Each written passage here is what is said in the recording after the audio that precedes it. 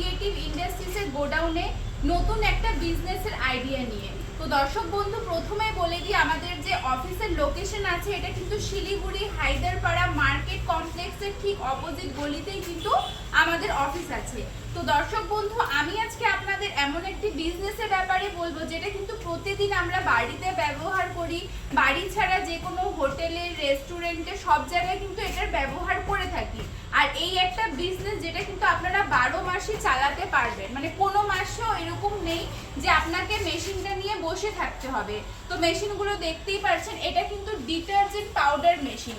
প্রথমেই যে মেশিনটা হয় এটা দেখতে পাচ্ছেন, এটা মিক্সার মেশিন।